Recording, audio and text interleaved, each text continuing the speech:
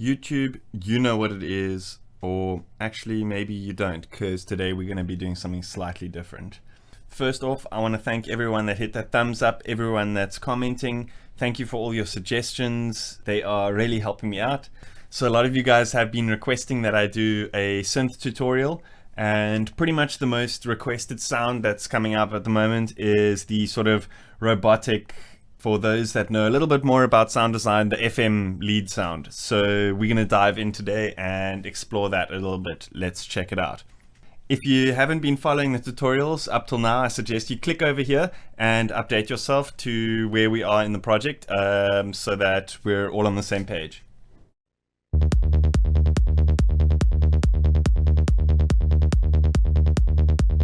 The idea behind the FM lead is you've got two oscillators and one sort of modulating the pitch at an incredibly high frequency.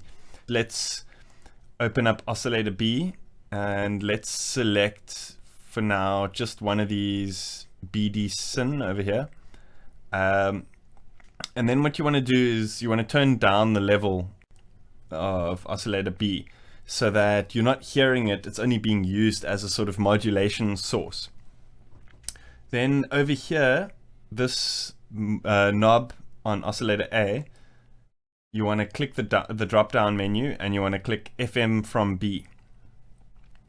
Now what I'm going to do is I'm going to play a note and then I'm just going to pull this this pot up so you can actually hear what the sound is doing.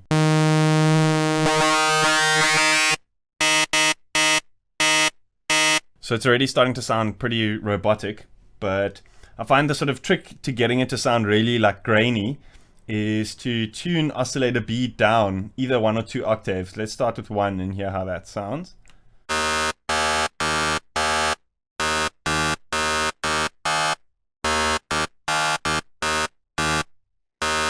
That's pretty much the basis for a lot of the FM leads that the Psytrance guys are using nowadays. Obviously, there's a lot of other effects and stuff involved. Let's have a look at some of the different ways you can sort of vary it up a little bit. So what you can do is you can add a filter. I like to use the bandpass filter because that sweeps all the way up and down. So you can get some really sort of gritty, psychedelic sound.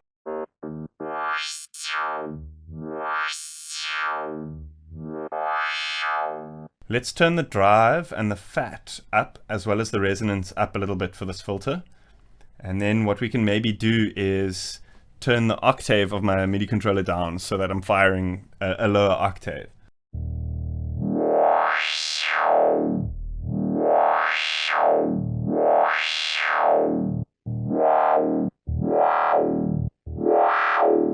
So the trick is what you want to do is you want to assign either an LFO or an envelope to modulate the frequency cutoff of the filter. Depending obviously on the type of sound that you want to create. If you're wanting to create a sort of revolving sound that sort of loops, then I would say go with an LFO. If you're wanting to create a sort of one-shot type sound, I would say go with an envelope. So just for the sake of this tutorial, we're going to go with an envelope. So let's just go with envelope 2 and drag that onto the cutoff over here. Then we want to turn the attack up a little bit and the sustain down a little bit.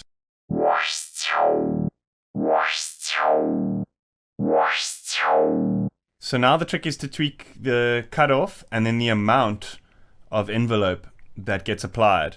And let's just play around with that and see what we can come up with.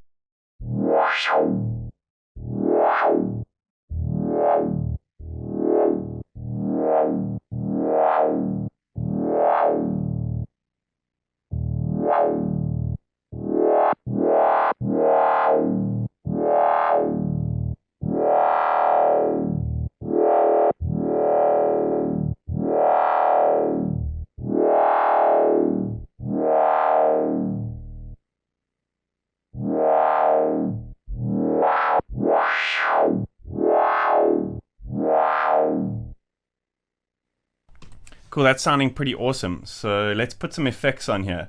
Let's maybe put a delay. Let's put this delay into ping pong mode. The serum delay really sounds good. Kudos to Xfer for making a really good sounding delay built into the plugin.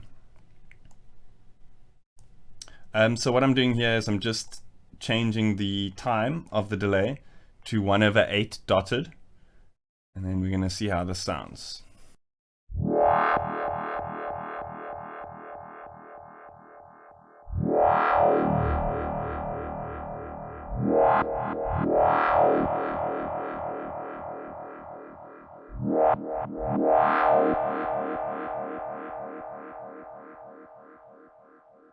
That is sounding super cool. So what I want to do now is I want to let the kick and bass play. I want to duplicate the loop that we got here till there's 4 of those. And then I'm just going to record in a couple of these hits and then render them out. And then we're going to make a couple of variations of those. So just bear with me here.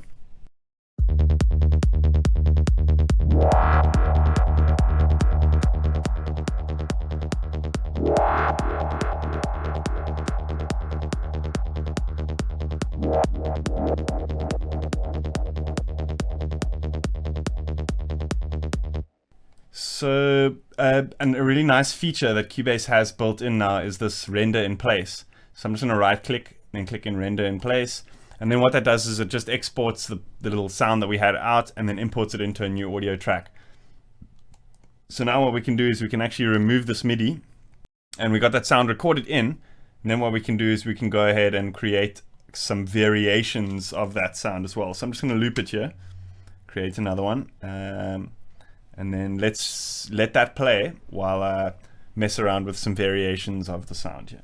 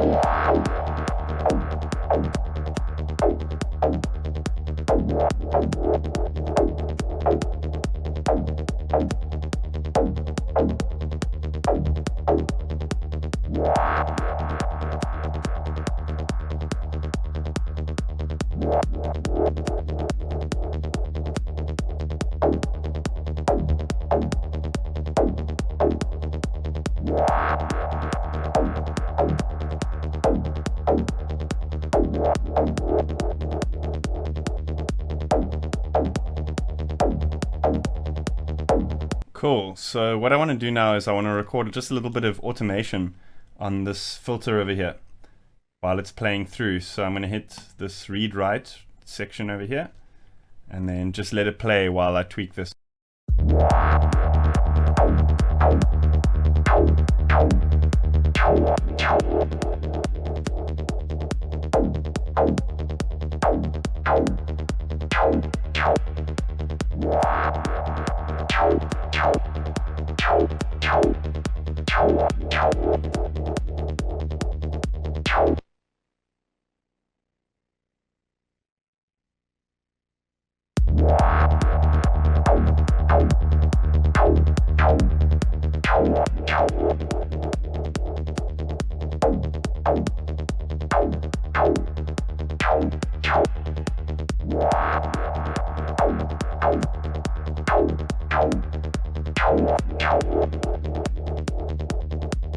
Super simple but super effective. I really like that sound and I use it a lot. If you know my sound, you will hear it quite a lot. So that's just a little insight on how to make it.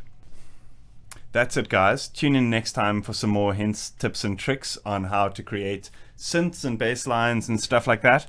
I'm going to be varying it up all the time, so stay tuned. I'm going to give you guys lots of tutorials. If you want the presets and the files that I've created in this tutorial and in my previous tutorials, click here, go to my Patreon and support me. It would really mean a lot to be able to carry on making these tutorials for you guys. If you haven't yet, hit that subscribe button and see you guys next time.